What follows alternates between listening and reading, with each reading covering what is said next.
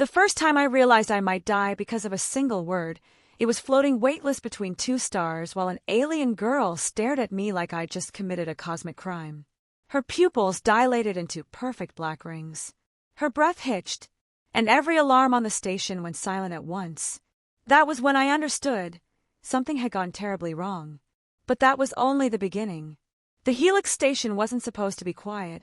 It was a sprawling diplomatic hub stitched together from stolen alien technologies and desperate human engineering, constantly humming with translation fields, gravity regulators, and the low murmur of 100 species trying not to kill each other.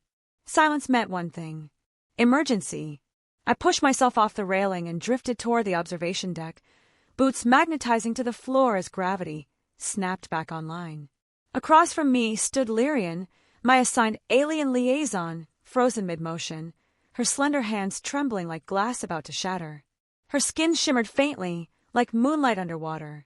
Her eyes, normally calm, analytical, were wide with something dangerously close to terror.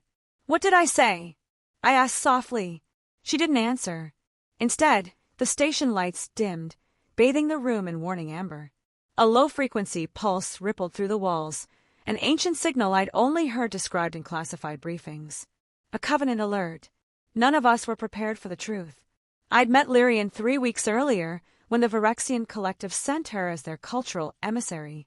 The Collective wasn't hostile, not exactly, but their logic-based civilization had rules so rigid that violating one could spark an interstellar incident. Or a war. Lyrian was brilliant, precise, painfully literal. She analyzed everything: human expressions, tone shifts, microgestures, logging them into a neural lattice implanted at the base of her skull. Emotion fascinated her. Emotion terrified her. That was why I'd been assigned to her. I was a linguist, not a soldier. My job was to help her understand humans. I didn't realize I was also teaching her how to feel. And that mistake would cost us everything. The incident happened during something mundane, a maintenance delay in the docking ring. A technician handed me a data slate, apologized for the wait, and hurried off. I smiled. Reflex. Human politeness. "No problem," I said. Then, turning back to Lyrian, I added casually without thinking, "Thanks, love." One word. Love. Her reaction was instant. Catastrophic. Her bioluminescent markings flared bright violet, a Virexian distress response. Her translator implant crackled, struggling to interpret a concept her species categorized as forbidden abstraction. And then silence. The station AI shut down external comms. The Covenant alert engaged. Because in Virexian culture, the word love wasn't casual. It was a binding declaration. And I had just made it to her. "Lyrian," I whispered, stepping closer. "Hey, it's okay. It's just a saying." Her voice came out brittle, fractured by static. "Human Elias, please do not repeat the phrase." "Why?" I asked, heart pounding. "What does it mean to you?" Her gaze flicked toward the ceiling, toward the hidden sensors, the watchers from her people. "It signifies irreversible selection." Selection.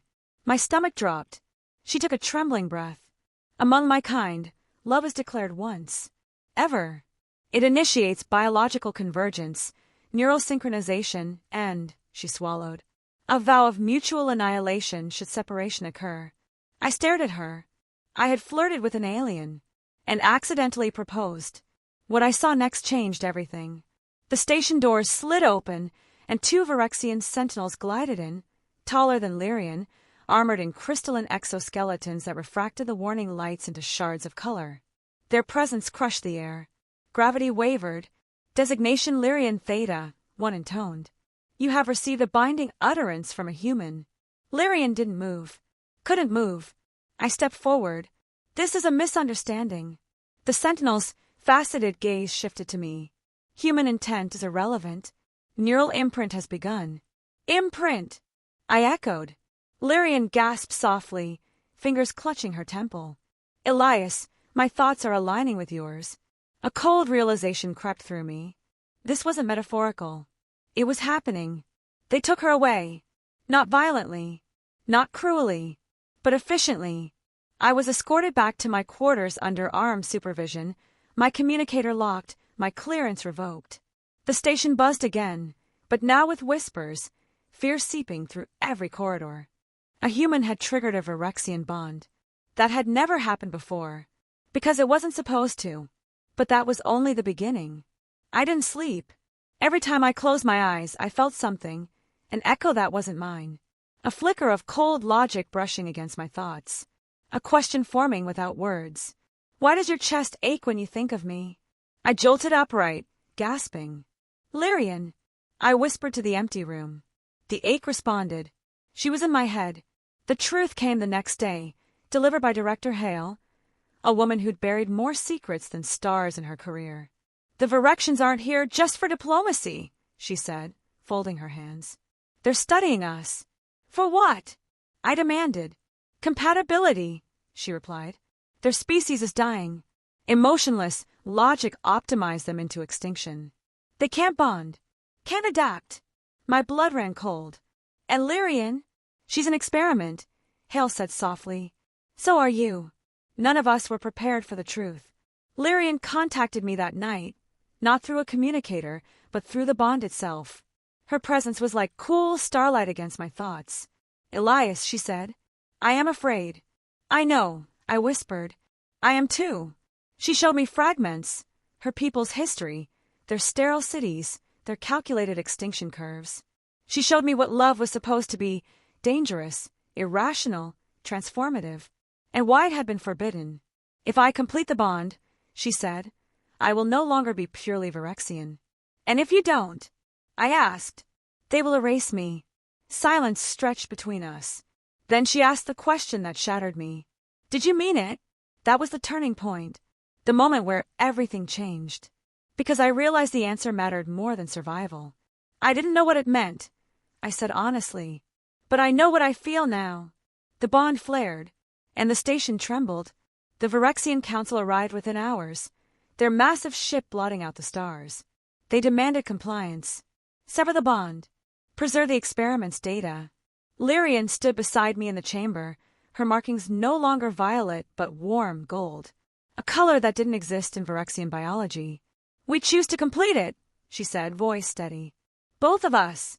The council recoiled. This union will destabilize you, they warned. Emotion will compromise logic. Lyrian looked at me, then back at them. Logic without emotion doomed us, she said. Perhaps feeling will save us. What I saw next changed everything. They tried to stop us. Energy fields surged. Gravity spiked. Pain ripped through my skull as the bond intensified. Thoughts merging, memories overlapping. I felt her fear. She felt my hope. And then, silence. The council's ship powered down. Across the station, humans and aliens alike froze as a new signal rippled outward. Not hostile, not aggressive, but alive. The bond had rewritten something fundamental. Not just in us, in them. Weeks later, the galaxy called it the convergence event. The moment the Virexians rediscovered emotion, not as weakness, but as evolution. Lyrian stayed with me on Helix Station, no longer an experiment, no longer alone.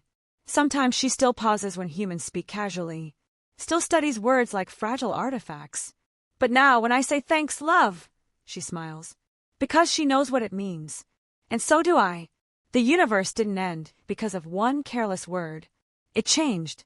And standing beside her, watching two stars rise over the station's horizon, I realized the most dangerous force in the galaxy was never weapons or war. It was love, spoken aloud.